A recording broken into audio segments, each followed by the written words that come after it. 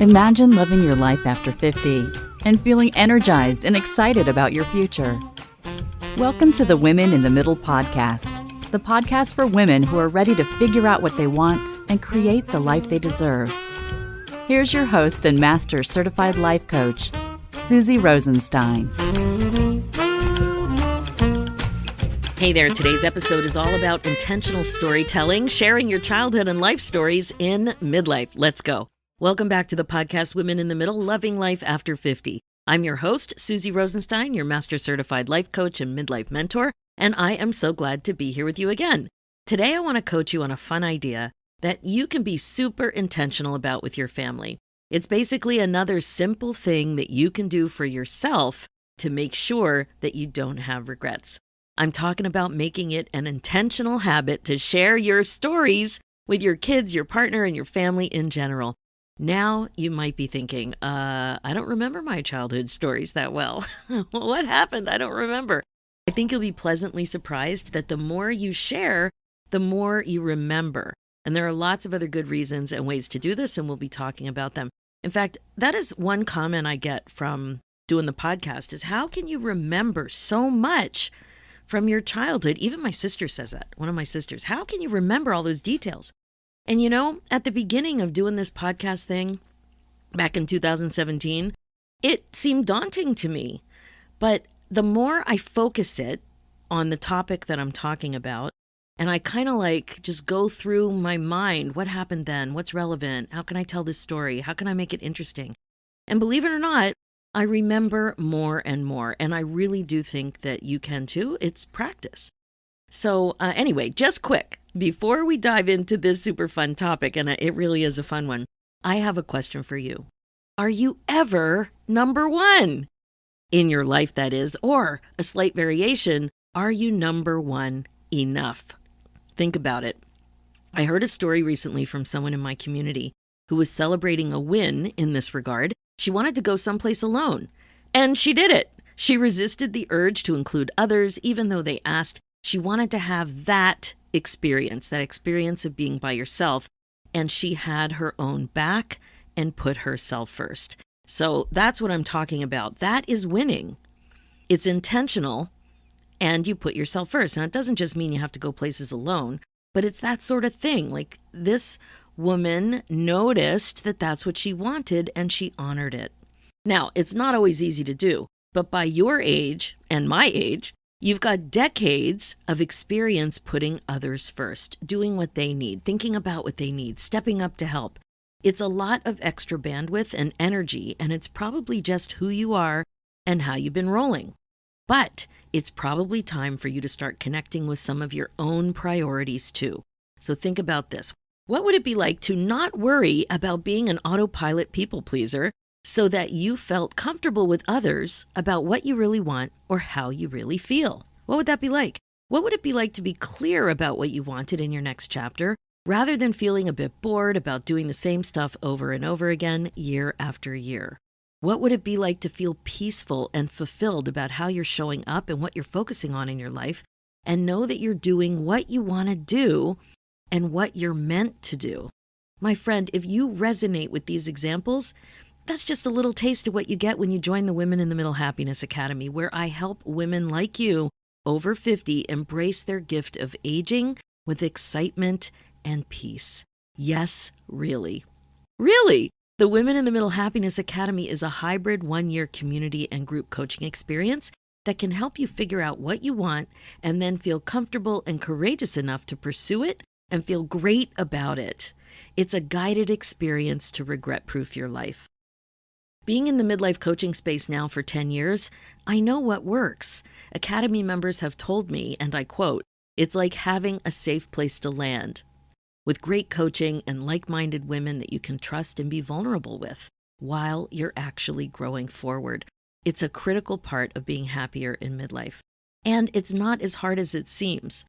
It can be hard to imagine, though, when you feel so stuck, so I totally get that. If working with me has been something you've been thinking about, please reach out and get your questions answered. As you know all too well, life is short, and it is important to stop wasting valuable time. So let's talk about it and see if we're a good fit. Plus, now is the perfect time to get in on the new bonuses. So book your fun, free, no obligation Zoom call, and I'll tell you all about the bonuses then. Next year can be way better and way different than this year, but you have to take some action. I would love to be your midlife coach and help you feel more peaceful and excited about your future. So head over to www.womeninthemiddleacademy.com and you'll find the link there. Looking forward to seeing your name in my calendar. Now, let's dive into today's topic, intentional storytelling, the importance of sharing and passing down your stories, the little ones, the big ones, the silly ones, the important ones, and everything in between. Now, I think that sharing your childhood and life stories with your family can turn into a deeply meaningful, informal tradition that you can be super intentional about. Curating and sharing your stories is a way to connect the past to the present in a way that can foster love, understanding, and even a sense of belonging. For me, it's also about creating a bridge between generations and family members that your kids may or may not have ever even met. Think about it, right? When you tell stories about some people in your life, they're not on their radar. And if they knew them when they were small, they don't have any memories now or very few. It's a way to help my family know not just who I am, but also where they come from, which can be really different from where they live now and the times that they live in. Now, you know that. It's so obvious. I mean, right away, a typewriter popped into my head because somebody was telling me they inherited this old typewriter yesterday. And I'm thinking, yeah, I had a typewriter. And then I had, what was that thing called? A daisy wheel in university. And I was typing people's papers for money. Nobody does that now. Many people don't even know how to touch type like we learned in high school. It's just such a different time. And that's like the tiniest of examples, but it just popped into my mind now. Anyway, legacy is something that you may be thinking about in midlife. It comes up a lot. So these stories we're talking about are more than memories. When you think about it, they're really pieces of a legacy that can help shape the values, identity, and sense of purpose for those family members who come after you. And maybe more than that, maybe your stories go beyond your family. And as I alluded to, legacies can be big and small. They can be serious and silly. For example, sharing your love of music can be a legacy, and so can being a founding member of a nonprofit that has meant a lot to you over the years. Very different stories and experiences, and both are important. I remember my mom telling me a story how, there was so much snow and she had to schlep 5 miles in the big snowbanks with her saxophone. And then what happened to me? I inherited her saxophone and I was schlepping it around, not 5 miles in the snow, but I did schlep it around. And one summer I schlepped a baritone sax to Europe on a big 3-week band type program that I had to audition for. Like, believe me, I share those stories, and those stories about the saxophone were shared with me. So these stories are great. And I love that I think about that story with my mom and the saxophone. And I had that thing for a very long time until I replaced it. Anyway, like I was saying, very different stories and experiences, and both are important. So be careful not to get overwhelmed. It's kind of the same way with the word legacy. So please don't get overwhelmed by that. Let's just stick with the storytelling and sharing. So I want to share a bit about why sharing these stories feels important to me. Now, the first reason is quite personal. As you may know, I have far outlived both of my birth parents. My mother died at 32 when I was only 5. My father died at 41 when I was only 12. And I craved hearing their stories, as I didn't have that many memories or personal stories of my own. I did everything I could to find out more and piece things together about their lives, even reaching out to some of their friends. For example, I had the opportunity to write letters to my mother's best friend when she was in high school. So I think this was in the 80s. I think it was the 80s or early 90s. And I wrote letters to her, and they were best friends back in the day and went to school together. And she was an amazing source of information, including sharing a story with me in photos about having a nose job together. Now, I never knew about this. I never knew my mother had a nose job. This friend had actual photos of the two of them because they did it together when they were 16. I never expected that. Her sisters didn't tell me. Nobody else in the family told me. I just never knew about it. So it was so fascinating to get those pictures and to hear all of the stories that she had to share. Now, I also reached out to the Alumni Association of my father's undergrad university, specifically the secretary of their graduating class. This was in the early 90s. I sent him an email and asked him to share my request for anyone who had memories of my father from those days. And 3 men in their 70s reached out to me. So they were older men by then, right? Much older. And I loved hearing about my dad as a 20-year-old. They had crystal clear memories of their times together and how close they were as friends. So that was winning big time. So I was so pleased that I took the initiative and reached out to these special people in my parents' lives. And I'm the beneficiary of the stories, and then I've got these stories to share with others. Now, another reason that sharing stories is important is that it's a way to honor your journey, celebrate the moments that have shaped you in your life, and acknowledge the challenges that you've overcome. It's also a way to preserve the richness of small details in life, really small details. Now, I know I've talked about mud pies a lot over the last 7.5 years of this podcast. If you missed one of those episodes, it was something I had a memory about when I was, 7, 8 years old, something like that. And I used to love making mud pies in my friend Judy's backyard. She had this far back corner. We made like a quasi fort in the back corner of the yard, and we would make the mud pies and let them dry out. And I don't think we did anything else with them. It's the tiniest little detail, but it meant something to me, and I shared it. I also have shared things about what it felt like to grow up in a certain era, like the way I interviewed a few of my high school friends when we all turned 60, and we talked about what it was like growing up in our smallish town in the 70s. So that's really different than what your kids have experienced in their lifetime. Also, all the lessons I learned from the elders in my family, parents, step-parents, aunts, uncles, grandparents, and also teachers and professors along the way, and some super wise friends. And of course, lessons you learned on your own, and even some of the mistakes you may have made along the way. So all this stuff, rich stories, and sometimes big stuff comes out of it, and sometimes life's very small details. One lesson my grandpa Fred shared was to always do it right the first time. And this lesson was told to me, observed by the way I was handling something as a kid. I believe I was under 10. And it was the way I was folding up an Afghan blanket. I was basically rolling it up in a ball. And he said, no, do it right the first time. That tiny little moment, I don't remember him telling me before this. This was at his house in Connecticut, in the family room. I remember it so clearly, this little tiny memory. And I've shared that story. Do it right the first time. That was a lesson. And my grandma Ethel, yes, that was Fred and Ethel. They were married. She used to always have fruit as a snack. She was sick. She had a heart problem, and she was always on the couch with her Afghan blanket. And I just remember her clearly being very regular about having fruit as her snack. Not just the eating it, but cutting it up and the way she ate it on the table that was in the family room. And I just have a clear memory of that in my childhood. She also always painted my nails in her pretty little makeup table by her bed. And for sure, my love of nail polish came from those early days. I learned to love both of those things, fruit and nail polish. And I also learned the importance of fierce loyalty from my Aunt Jane and extreme patience and kindness from my Aunt Frances.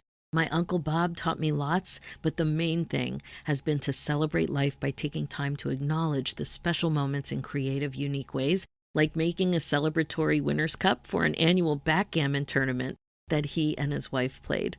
I learned the importance of showing up 100% when practicing from my music teacher and band director, whose nickname was Fred, another Fred, and the sweet, palpable joy that comes from a solid team effort, like in our marching band competition and experiences over the years. Now, these reflections help me now too, just like yours do. They can bring up clarity. They can bring meaning to my own life, how I show up, what's important to me, who I respect, and why. When you're older and wiser, you have your own wisdom and perspective as a lens to look at your life differently and see the important character threads that run through all of it. For me, things like resilience, perseverance, creativity, and passion, they always stand out. I also think of sharing stories as a special act of self-expression that feels grounding and empowering. Stories add unique flavor. It's flavor of who you really are and how you got there. Stories kind of fill in the blanks for people who may not have known you your whole life, like your kids. They fill in the blanks, they explain things. Now, speaking of your kids, I think stories hold special importance for them. Well, one thing is they make fun of you for them, but also it's related to what I was just saying about how they help fill in the blanks of who you are and why. With my kids, who are in their mid to late 20s now, hearing my stories gives them a deeper understanding of who I am beyond my role as a mom living where we live in this time period. My childhood couldn't have been more different from theirs, losing both parents and being raised by my stepmother, who is their loving grandmother. And it's just really all something they can't understand, like does not compute. They try to understand, they know the facts, but it's a crazy childhood. Growing up in a single parent household as the oldest of 5 kids was tough on all fronts.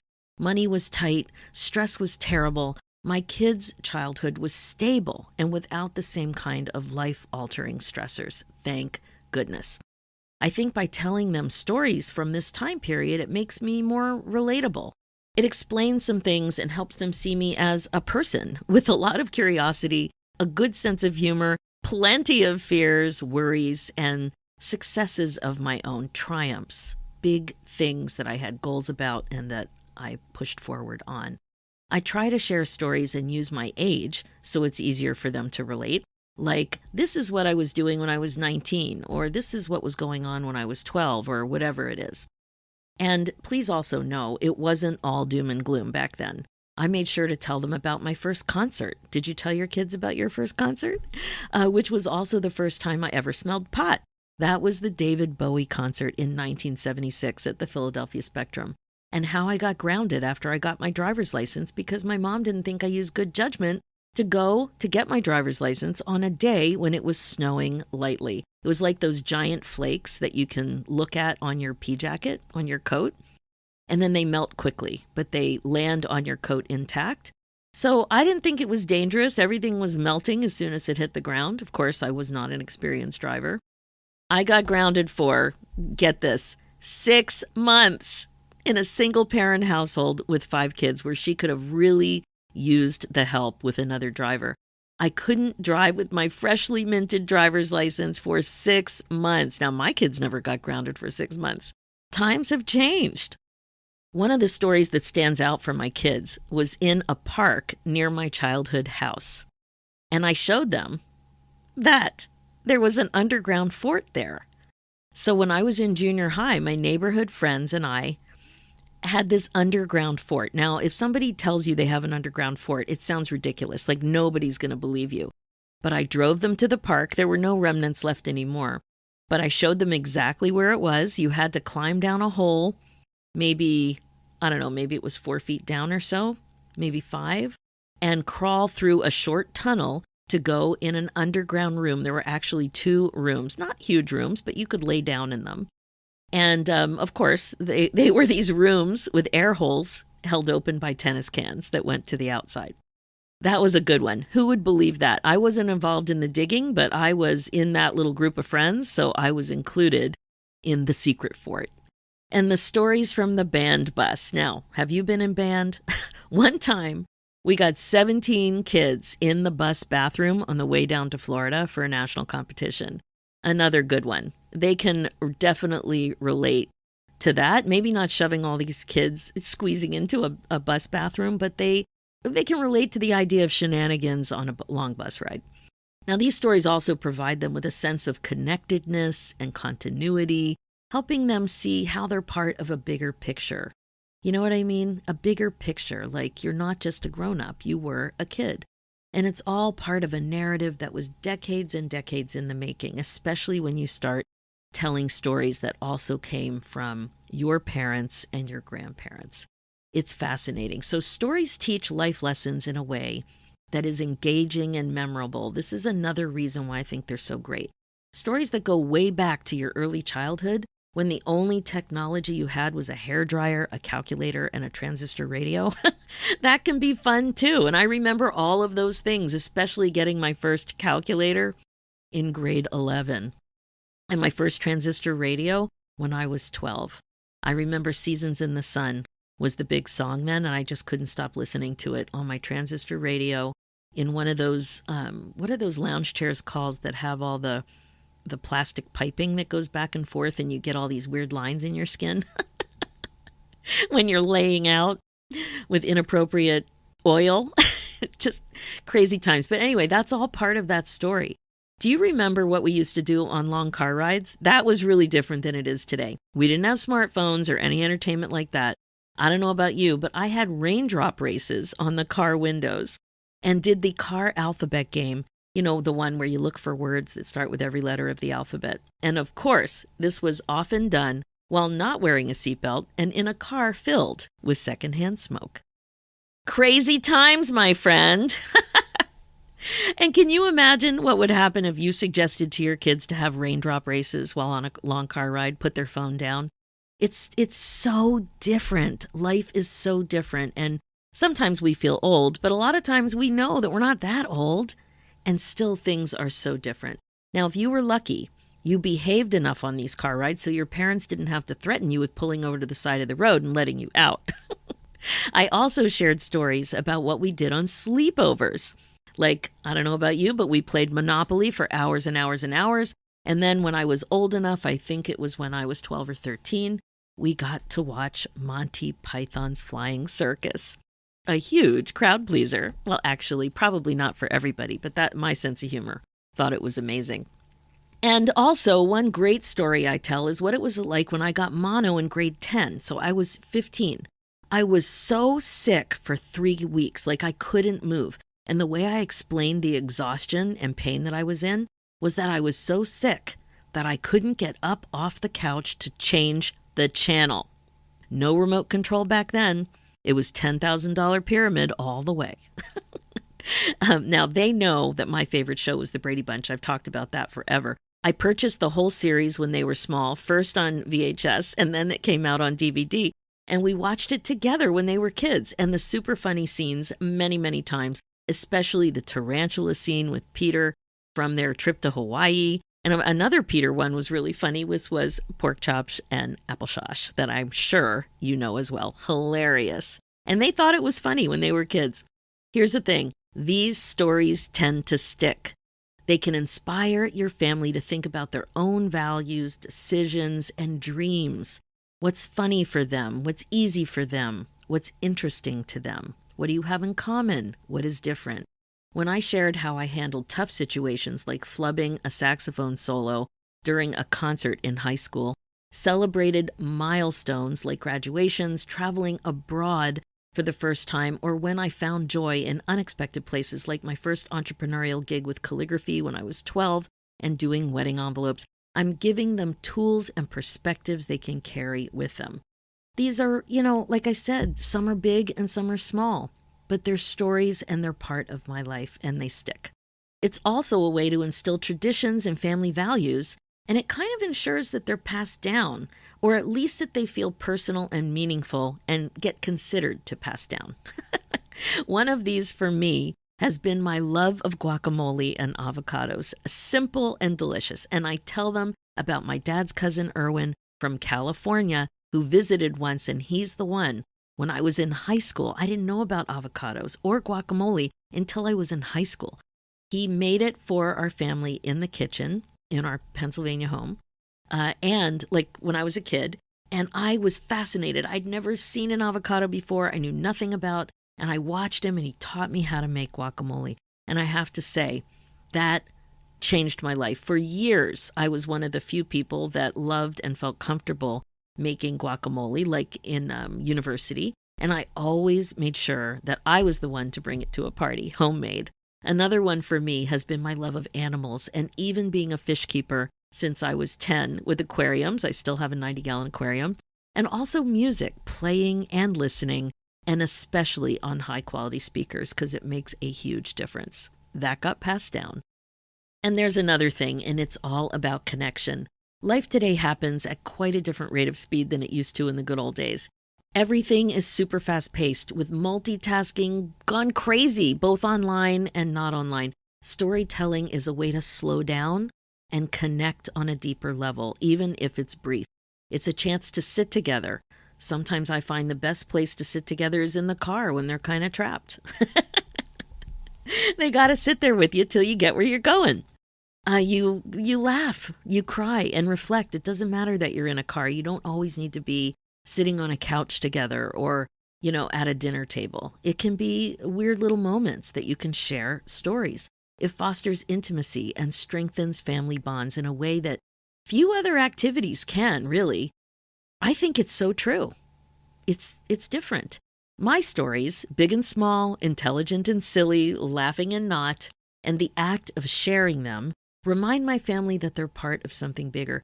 It really is something bigger. It's a tapestry of emotions and experience, love, creativity, perseverance, like I mentioned before. Nothing in life comes easy, and life can be a lot of fun. These messages come out. I had a revealing experience about a year ago. We were on a long road trip, and I launched into a story that they said I've shared 1,000,000 times before. Now, this does happen on occasion. It happens a lot of times, actually. And in this case, I was surprised by it. So I decided to quiz them, the kids, on how much they remembered from some of my stories while we were driving. It was hilarious. I asked questions like, what was my first rock concert? Who did I hear? Why did I go to Europe in grade 11? What was the name of my first dog? What were the breeds of dogs that I had growing up? Who was my best friend in elementary school that I played jacks with all the time? Who did I take tap dancing with? Who was my best friend in high school? What crazy thing happened at a band competition? Why did I move to Canada? What were the details of that story? Where did I go to university before I moved to Canada? And so on. And you know what? It may seem like they aren't listening to you, but they probably are.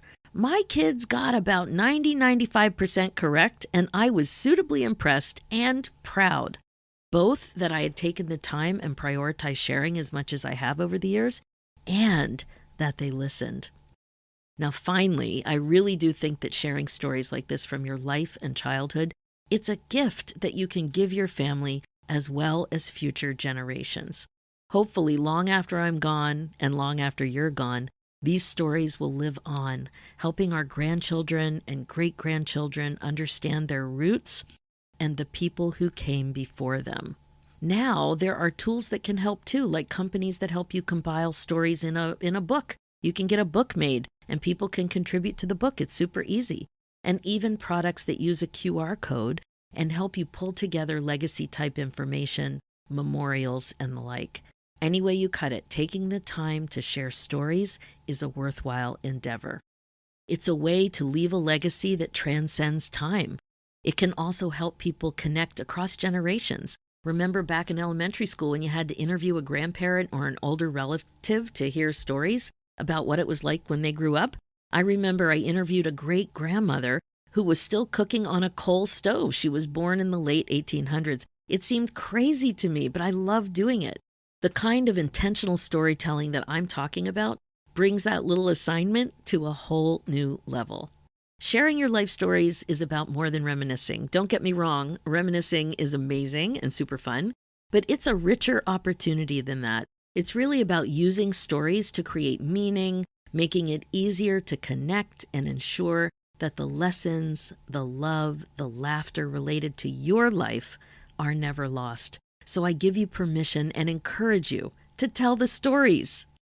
If you're thinking about not telling it, you probably should tell it. The silly ones, the crazy ones, the funny ones, the hard to imagine ones, the big lesson ones, the big dream ones, and the surprising ones. Tell them. The more you tell, the more you remember. I really think intentional storytelling is a very good thing. Okay, that's it for this episode. If you need help on how to be more intentional, more peaceful, more fulfilled with things like aging and midlife transitions, and want to understand how mindfulness can help you get out of your own way so that you're happier overall, I'm your gal. It is way more fun to do this together.